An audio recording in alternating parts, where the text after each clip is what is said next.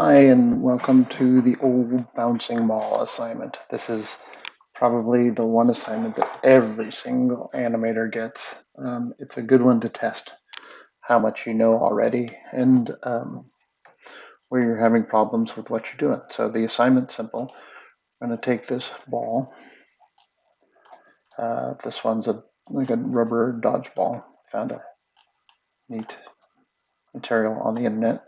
And we're going to bounce it 3 times. It'll start up and go 1, 2, 3, and then that's all I need to do. I've got 90 frames on my timeline. Here's the timeline again down here. And I'm going to start by actually creating another object to help this. It'll be our first helper object we ever created. So if you go up to create locator, you get this thing. It's a locator. It's just a shape that has presence. Which means that you can select it and animate it, but it doesn't render or anything. So if I switch to 4, I want to move this so it's exactly in the middle of our ball. There we go. Switch. See how we're doing in a top view.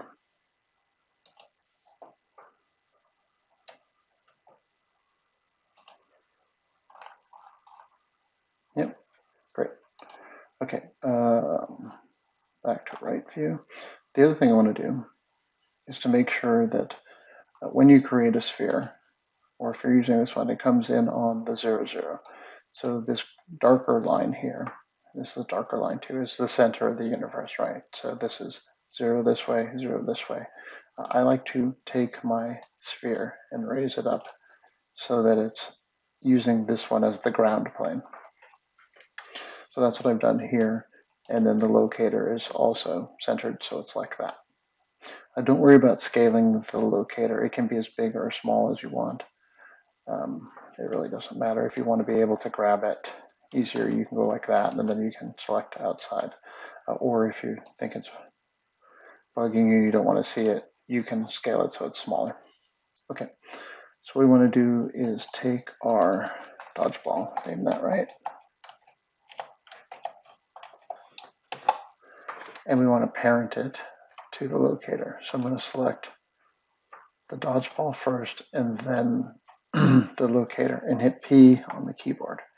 And this allows me to have 2 independent sources of movement, and we'll explain that a little bit later. So first we're going to just go, okay, whatever.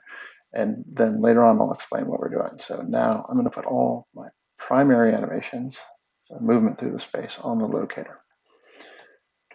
So first I need to raise the ball up into the air a little bit.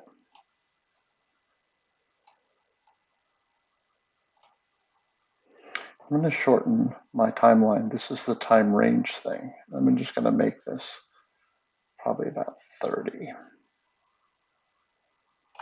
So I don't have to do a lot of scrolling.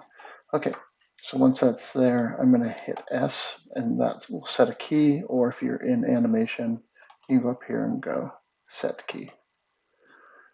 And that puts a key on frame 0. And then let's also put a key on frame 15, back up here, because I want the ball to go down and come back up again.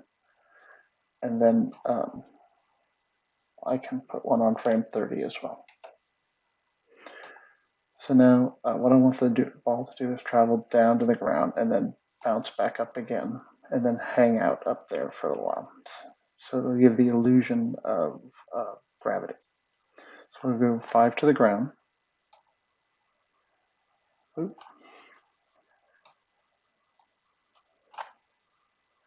5 back up here. And then it'll kind of hang in space. And we can actually, I'll turn on the curve thing here in a second so you have a better idea of what's going on. So if I just play that first bounce, I have play every frame, and we need it set to playback space to be 24 times 1, or it'll play really fast like that. So this little bit here, this is auto key. This needs to be on, by the way, or else when you move it around, it won't set keys. Should have told you that up front. Hopefully I told you in the last video. And then here is the option key for animations where you can change speeds and things like that. We'll get into that later. Boing. Okay, let's see what happens. Nice. Boing. I have to make the noise, sorry. So then once we're here, we can come back here and go over to 20, and we know the ball needs to be on the ground again. And then at 25, it needs to be back up where it was. There.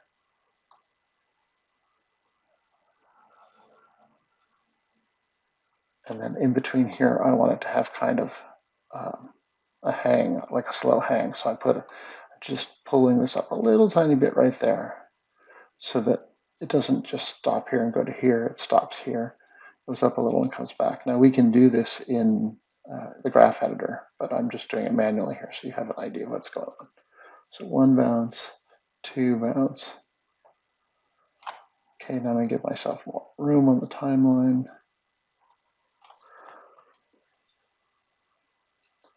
1 bounce, 2 bounce. Go to frame 35. Go to frame 40, back up again. And that's our 3 bounces. 1, 2, 3. Assignment's over. Yay. All right, assignment's kind of over, but not really. We're going to do some stuff, man. We're going to do some stuff, make this look cool. All right, so while it's bouncing here, so first of all, we haven't put any, if I select the dodgeball, you can see there's only one animation key on it, this one here. We haven't done any animation on the actual ball itself. All the animations on the locator. So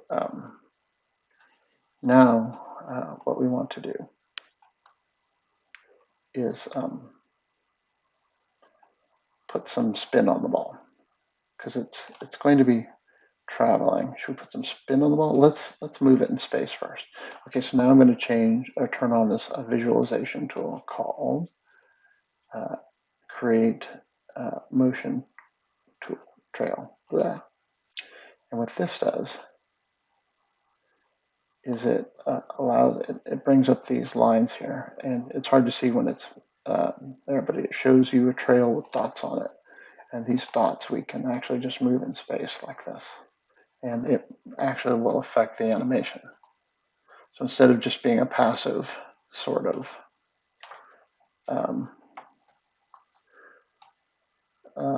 tool, it's a very active tool. So now I'm going to slowly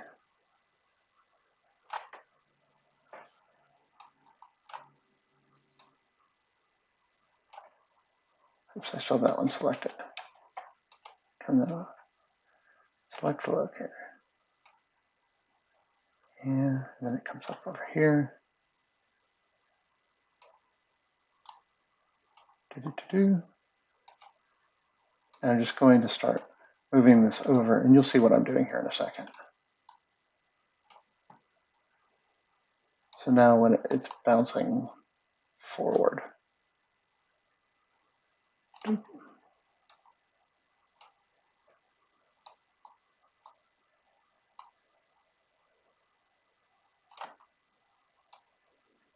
now we just go through all the keys, kind of move them. So we're making these arcs here, like the ball would be bouncing in space.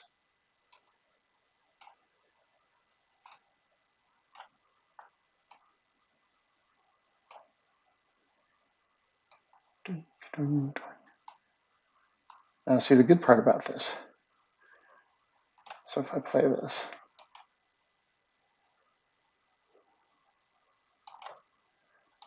the good part about this is that now we have it spread out like this. We can go in and manually move these around. We don't need to actually move the ball anymore. Like I could put the ball there, and I can take all these and start spreading them out so we get better arcs. Or maybe it diminishes in height because it's running out of steam.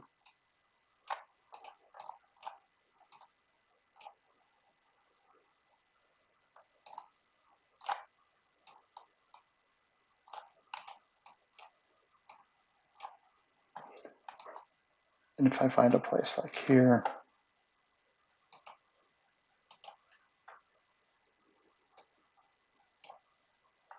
I want it to kind of have that shape. I can fix it here. So now if we bounce this, doing. This one might be a little too fast. Let's move this back down. Stop it. Careful when you grab and move multiples. Oh, I undid my keyframe. That's not good. Okay, we're going to move this down here.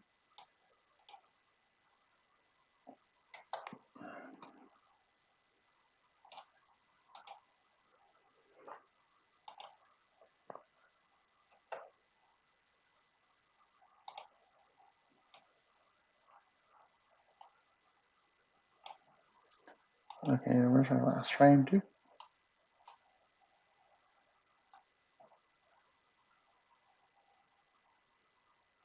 It's like snapped all the keys. Oh, I've snapped one. Don't snap, please. All right, let's get rid of these frames.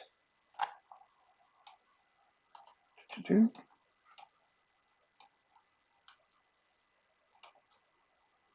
we go. Maya does a lot of weird things. And they're all good things, but sometimes it gets in the way. So I accidentally had snap on, which was making it all the keys snap together, which isn't good for what we're doing. It's good sometimes. All right, boing, boing, boing. Great. So now we have the motion for our ball bouncing, right? And it's super easy. It's 5 up, 5 down, 5 at the top. So, or so let's say 5 down, 5 up, and then 5 where it hangs out at the top. 5 down, 5 up, and 5 where it hangs out at the top, then 5 down, 5 up. And even though I'm diminishing heights, right, it's still the timing of it looks good. You know what I need to do is this one's too low. It needs to be a steady decline in angle.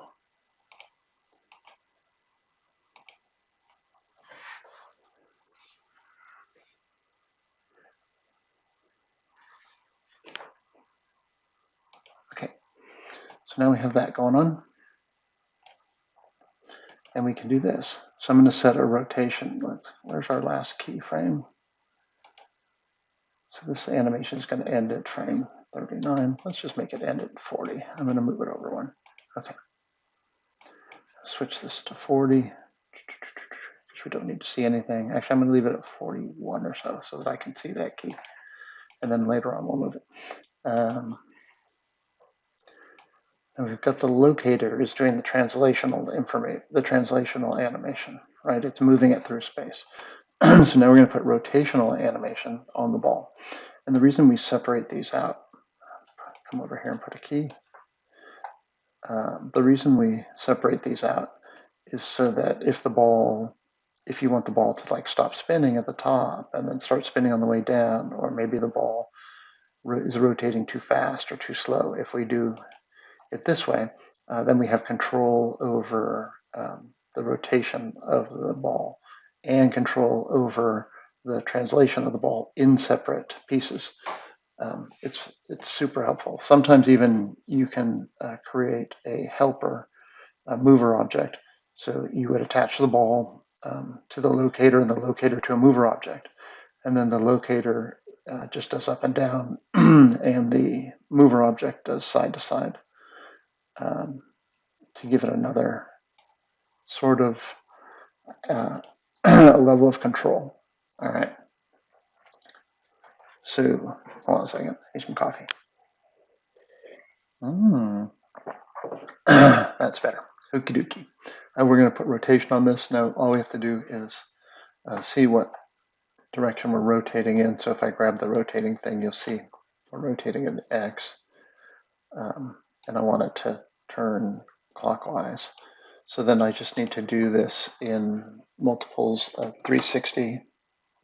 So like negative 360 would be great, but the computer sometimes has trouble with rotating in a perfect circle. So we can go 359, and then it understands that it needs to rotate. So there you can see, as I play this back, the ball is actually rotating. And if I turn on materials,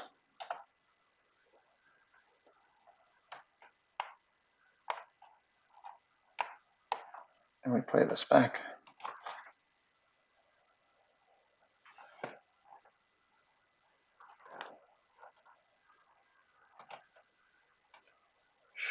boing, you can see the texture is rotating on the ball, or the ball is actually rotating. Shading, wireframe unshaded, and so you can see the contour lines of it if I select it. And it's making one full rotation as it's bouncing here. So if it had like a lot of spin on it, right, we could go to the last frame and make this negative 720, which is twice around. Of course, we have to make it 719. And then it'll spin faster.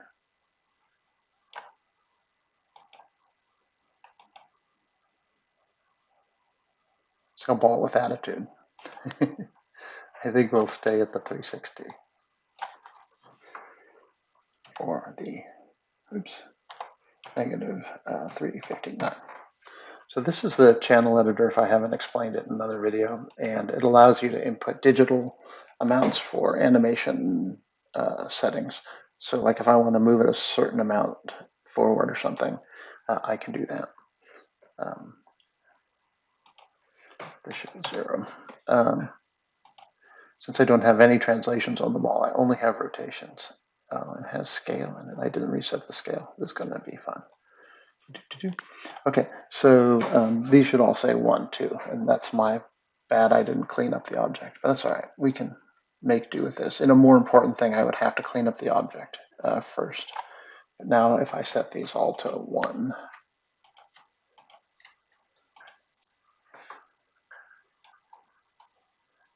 it's animated, so I have to set them to 1 here too. 1, 1, 1.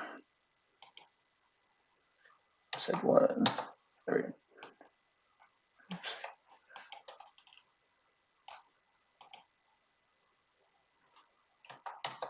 Okay. Now we'll have less problems. So it's spinning. And now what we can do is we can go in and do some scaling. So let's say we want this ball to, when it hits, to squish. You guys know about squash and stretch. So here in frame 5, I'm actually going to move the locator down a bit. So it's a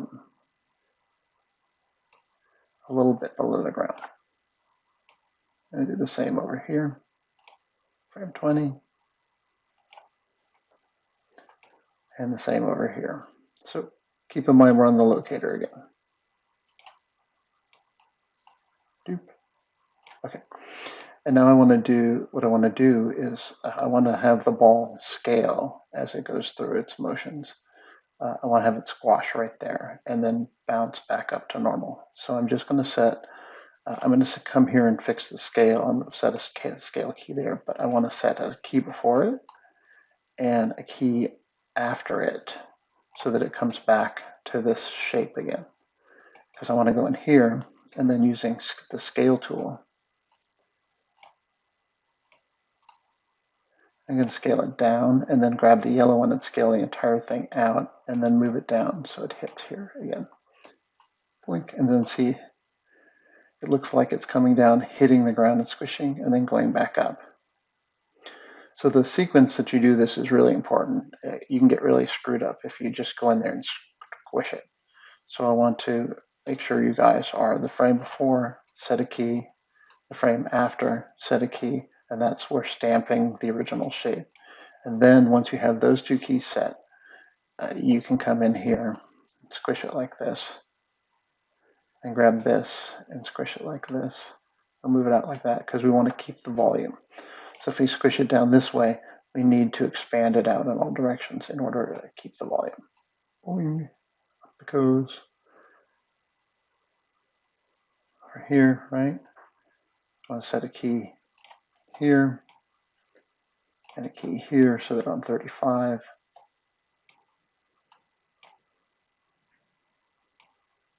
you can squish it. And keep in mind, I am doing this on the locator again. We don't want to mess with the spinning part of this, right? And we can't put the scale key on the spinny part because it will do weird things. It'll like be squished outside. It's harder to maintain.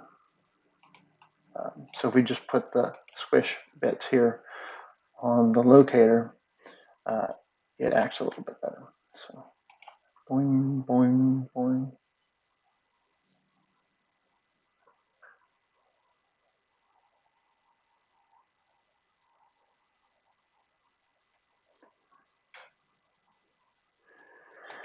And if you really want to get into it,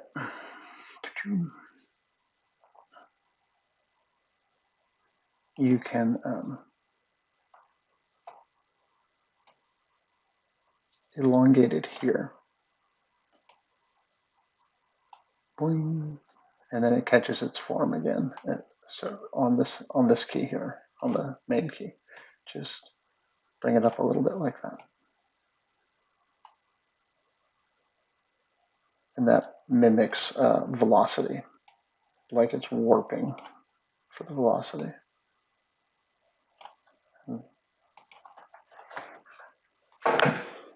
It's a really squishy ball.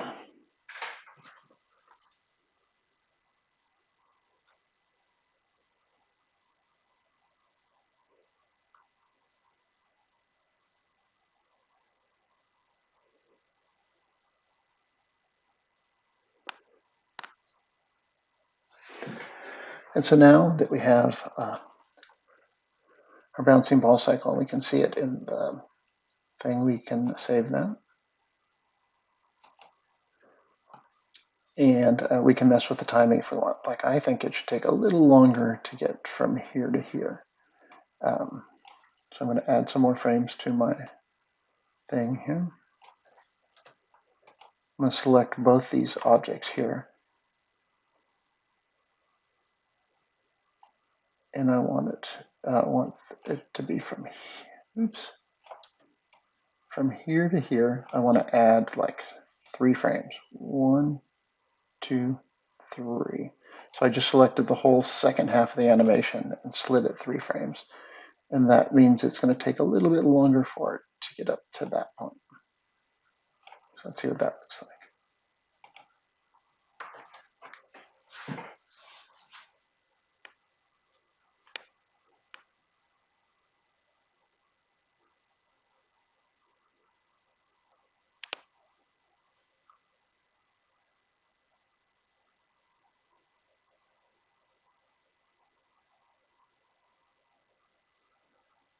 Three might have been too much, but you understand now how you can adjust time. So use this timeline here to adjust use the visualization tool, the motion trail handles to adjust where it's traveling in space. Use the locator to adjust scale when you're doing that. Use the dodgeball itself to adjust rotational information. And then when you're all done, leave the motion trail up there and create a play blast just by, if you right click on the timeline, hit play blast, it'll make a play blast. And then it'll pop it up. How do I save? Oh, here it is.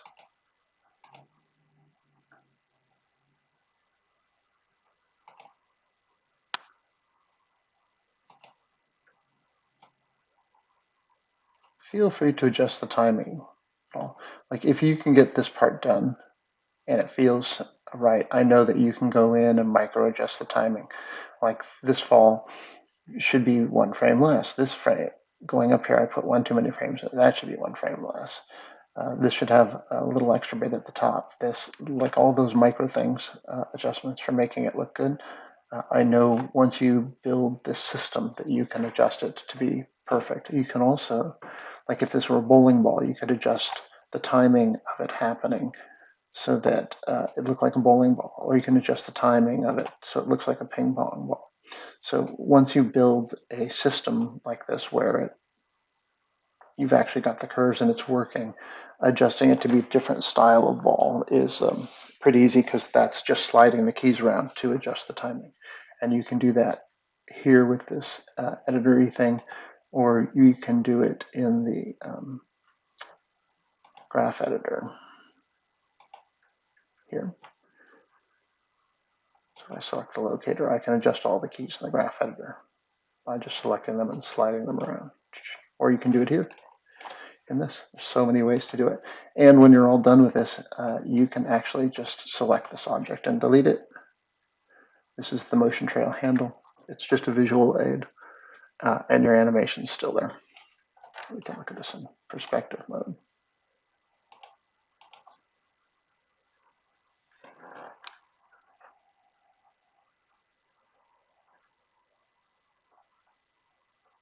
Cool. All right, that would be bouncing a ball to the extreme. That's extreme bouncing a ball.